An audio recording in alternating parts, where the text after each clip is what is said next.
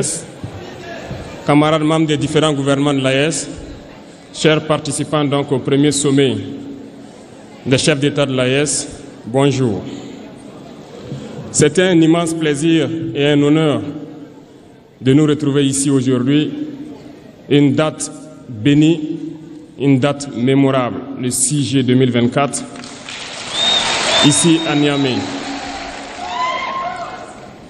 Avant tout propos, rendons grâce à Dieu qui a permis donc que ce jour soit. Nous lui disons merci pour tout ce qu'il a pu faire pour nous jusqu'à aujourd'hui et tout ce qu'il fera pour le peuple de l'AES. Permettez-moi également de rendre hommage au peuple nigérien. Ce peuple qui a tant souffert depuis l'avènement du CNSP et qui continue de rester debout. Merci aux Nigériens qui nous ont réservé un accueil chaleureux hier lorsque nous avons foulé le sol de notre patrie ici. Vous êtes plus que des amis, vous êtes plus que des voisins, vous êtes nos frères, vous êtes nos sœurs. Parce que la fraternité va au-delà de l'amitié ou du voisinage. Nous avons le même sang qui coule dans nos veines. Dans nos veines coule le sang de ces vaillants guerriers qui ont combattu et qui ont réservé ces terres que nous appelons Mali, Burkina et Niger. Dans nos veines coule le sang de ces vaillants guerriers qui ont aidé le monde entier à se débarrasser du nazisme et de beaucoup d'autres fléaux. Dans nos veines coule le sang de ces vaillants guerriers qui ont été déportés d'Afrique vers l'Europe, l'Amérique, l'Asie ou je ne sais encore, et qui ont contribué à construire ces États pendant l'esclavage. Dans nos veines coule le sang d'hommes dignes, d'hommes robustes, d'hommes debout. Et pour cela, soyons-en fiers et soyez remerciés d'être ressortissants de l'AES. L'Afrique, ce continent qui a tant souffert et qui continue de souffrir du fait des impérialistes.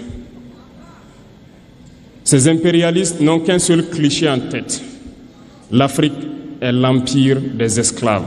C'est comme ça qu'ils voient l'Afrique. Pour eux, les Africains les appartiennent. Nos terres les appartiennent. Nos sous-sols les appartiennent. Ils n'ont jamais pu changer de logiciel jusqu'à aujourd'hui. C'est déplorable.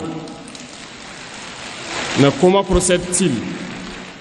C'est malheureusement depuis donc ces années 60 où ces simulacres d'indépendance ont été donnés à l'Afrique. Ils n'ont juste fait que placer des valets locaux à la tête, selon eux, de leur sous-préfecture pour pouvoir continuer à les alimenter. Ces valets locaux que nous allons qualifier aujourd'hui d'esclaves de salon n'ont d'autre repère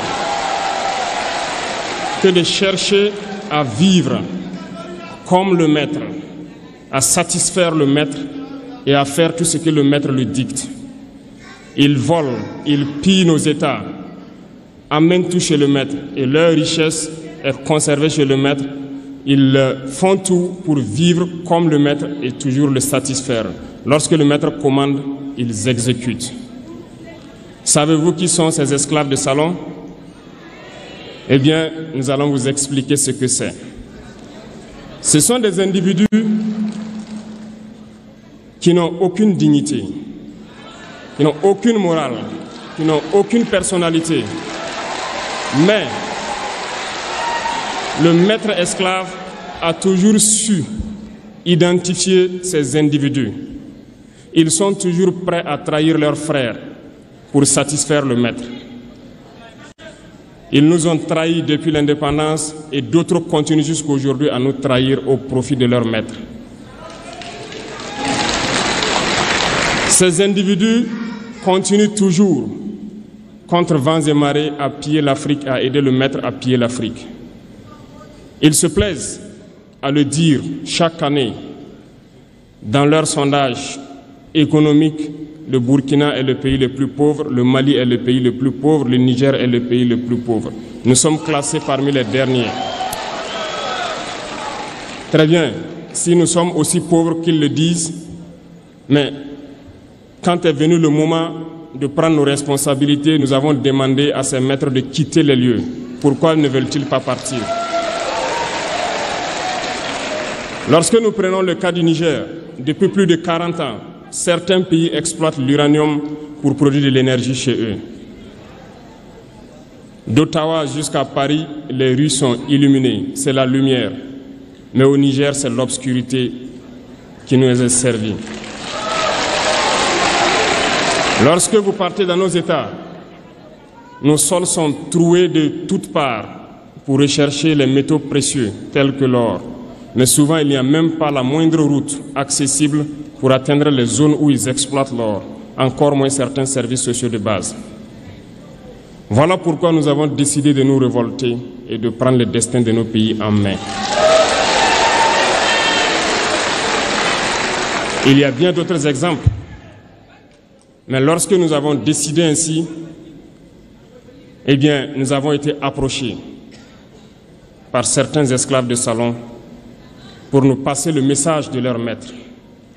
Parce qu'ils avaient créé cette sorte de chaîne polymère qui se relève à la tête de nos États pour les servir. Et nous sommes venus briser la chaîne. Et c'est inconcevable pour eux. Ils nous ont donc approchés et ils nous ont demandé de rentrer dans les rangs pour faire partir de l'élite qui doit diriger l'Afrique, parce qu'ils ont une élite formée et formatée qui doivent suivre, qui sont incrustés dans cette chaîne-là. Nous avons refusé de rentrer dans leur rang. Et dès lors, les hostilités ont commencé. Et ils ont fait fourvoyer dans nos zones plusieurs mercenaires, des formateurs.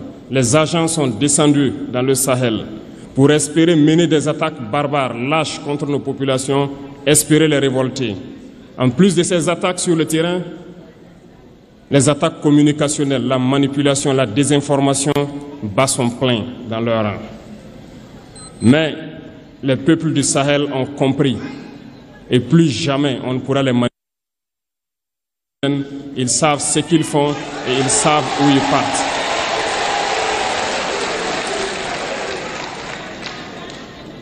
Nous n'allons plus permettre cela.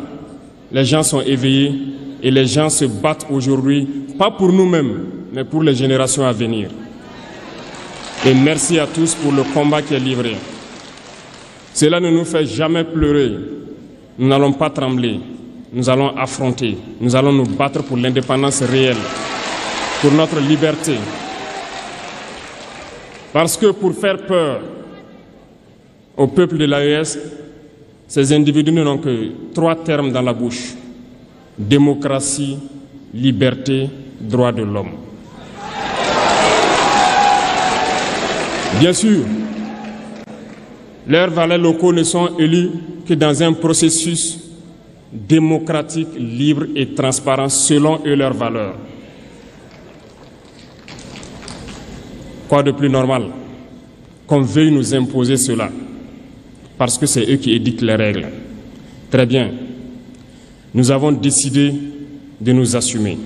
Voilà pourquoi un 26 juillet 2023, lorsque le Niger a décidé de tourner la page, les esclaves de salon et leurs maîtres sont montés sur les grands chevaux. Ils ont mis leurs valets locaux en avant et ont décidé de mener une guerre contre le peuple nigérien. Nous avons donc dit, quiconque osera s'en prendre au Niger nous aura en face, parce que nous mènerons une guerre sans merci jusqu'à la dernière goutte de sang pour quiconque osera s'attaquer à nos États.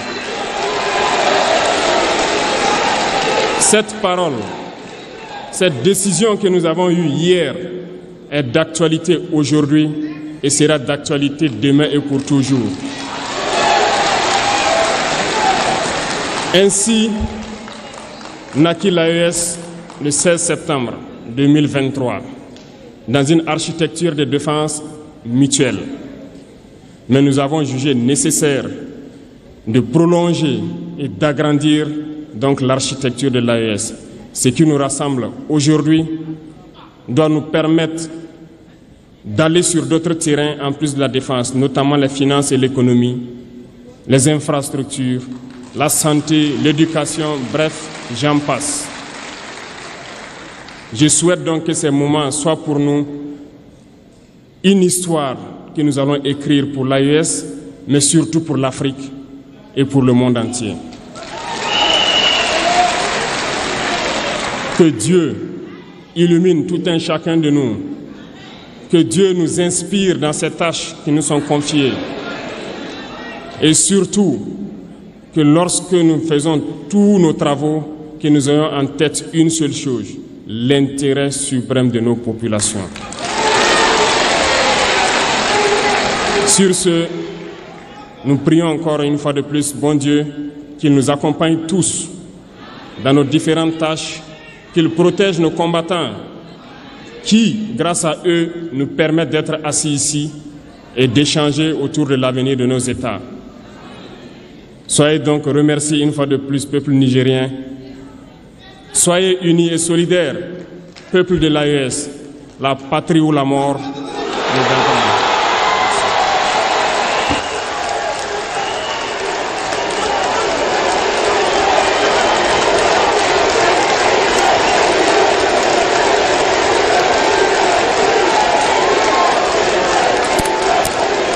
Merci.